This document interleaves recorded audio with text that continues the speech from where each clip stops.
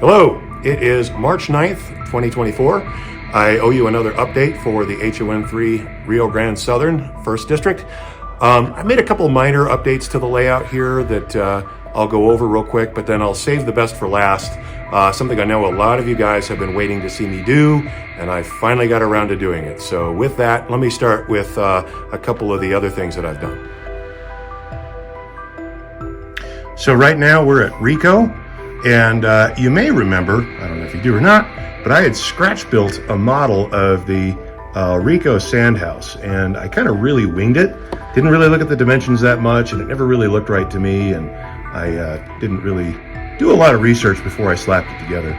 Well, it never really looked that great to me. By the way, if you notice, it's styrene. So, I did a lot of my early scratch building for the layout in styrene, and nothing really looks as much like wood as real wood. So my friend Mike McCarville at McCarville Studios recently released this kit of the Rico sand house, which is much closer in dimensions and just generally looks a whole lot better. So as soon as I got mine that afternoon, I went to work on it because I got it on a Saturday. Thank you, Post Office.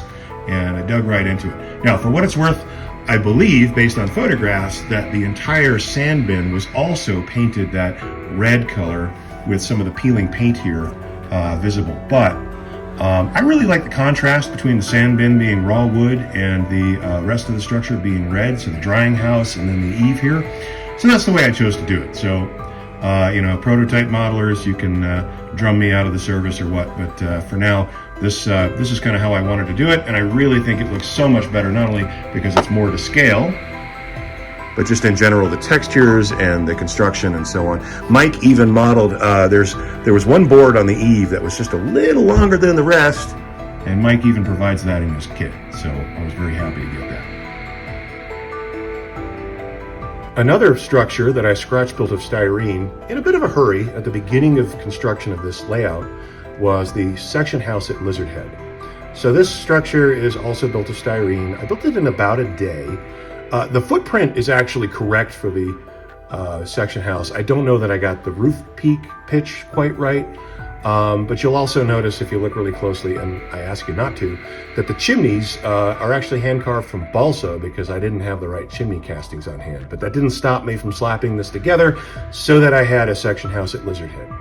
And, here we are several years down the road, and as I'm replacing my stand-in structures with either high-end craftsman kits or scratch builds that I'm taking my time with, I started kind of regretting how much I rushed this structure. So it was time to replace the Lizard Head section house with something that's a little bit more on par with the other structures on the layout.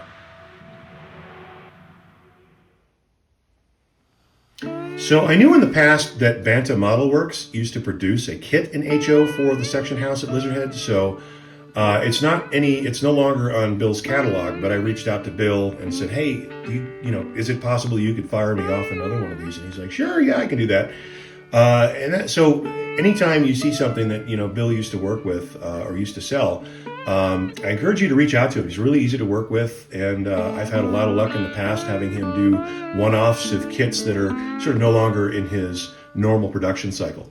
But anyway, this is an older kit that I forgot the company that used to release this, but then Bill bought the kit from them. So it's a little bit old school, so I'm going to pull off. He's done some upgrades with the laser cut roof and so on. I ended up adding a floor because the structure didn't have a floor to begin with. But you can see what I'm trying to do is weather the individual logs. These were hand-hewn square-cut logs, and you can see I think there are mortise joints in there, you can see, and then of course they also overlap, if I can zoom in here, on the edges as well, which the RGS actually painted corner trim directly over the log bare ends there. So definitely a much more sort of detailed and accurate version than what I had, and you can see the wood grain and so on. So I think this is going to be a really nice addition to the layout. And by the way, something that I found interesting is it looks like, based on photographs, originally the section house was shingled, like a lot of RGS structures. And so I had some Banta Model Works shingles left over, so I shingled the roof. And then in the either late 30s or 40s or whatever, at least the track side of the structure was covered with tar paper, this is the Banta tar paper I've already painted. And what's interesting is throughout the 40s, it appears that either the tar paper was removed in sections or it fell off. Either way, by the mid-40s, half the roof was exposed shingles, the other half was tar paper. So I'm shingling all the way up to the top so that the shingle texture shows through the tar paper. And then I only have photographs taken in the mid-30s and then an abandonment of the backside of the structure, and both of those show shingles rather than tar paper on the roof. So I do have a photograph I'll show you here, and then you can see what I'm talking about. So that was a photograph taken in 1949, and so that's a little bit late on my era, but I really like how that looks. So that's the look I'm going for. Okay, Dave, that's all great, but what's the big news? Well, let me just get out of the way.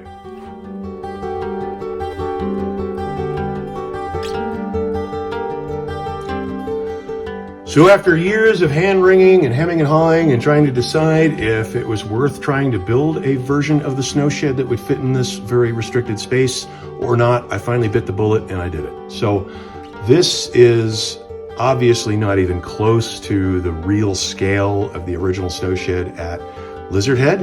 That Snowshed, I don't remember how long it was, but I think it was like close to a mile or something like that. And it had a completely covered turning Y.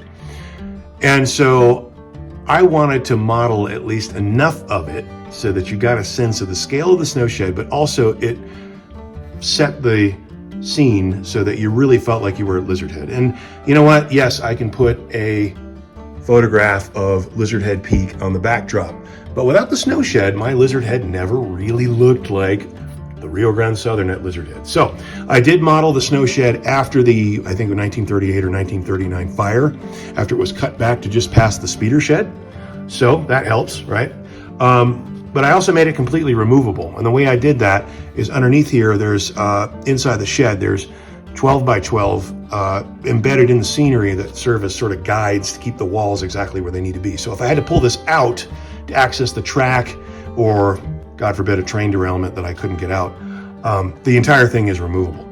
Now these little guys here, these support poles that were everywhere, I really couldn't come up with a good way to attach them permanently and still keep the Snowshed removable, so they just lay in place. And there's a lot of them, but not so many that I can't just put them back manually. I do want to thank Roddy Van Giesel and hope I got his name pronounced right, and Jeff Reynolds, both, for all the help in terms of all the research that they did to build their versions of the RGS Snowshed. Really helped me do my job a lot easier. So this is always sort of a team project. Even if I did all the construction, I couldn't have done it without the information shared, particularly on the Rio Grande Southern Modeling and History group on Facebook. So I know we love to hate Facebook, but there's a lot of great modeling information out there, and it's a great network for folks with similar model railroading interests. And that's kind of really the only reason I stay involved in it, is the model railroading aspect of it. So anyway, what I want to do is take you through a photo montage of building the Snowshed.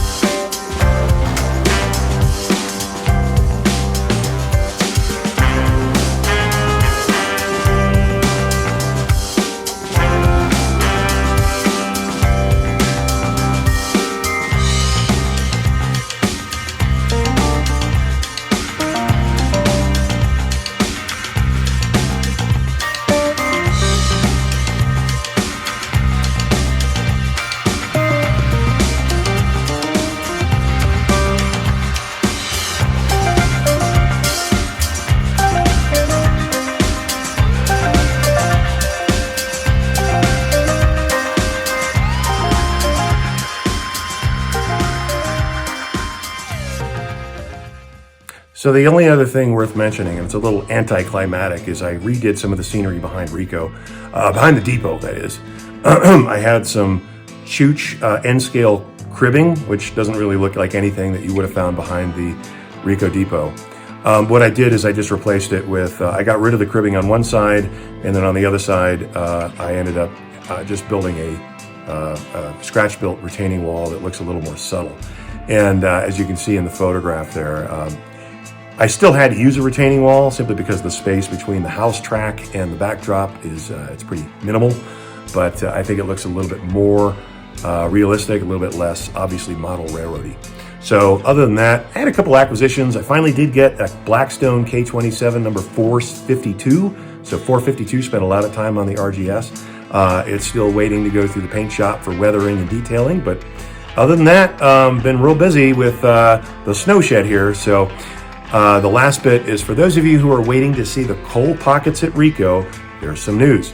So Mike McCarville, he's already been in this video in the form of the sand house at Rico, has recently come to an agreement with Crystal River Shops to where he, Mike, is going to get to release the Vance Junction and Rico coal pockets in HO, and he's hoping to get that done this summer.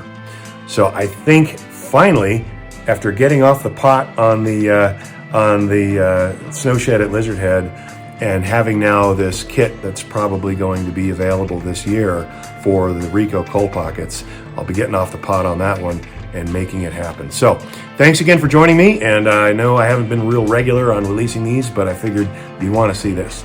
So take care. Bye.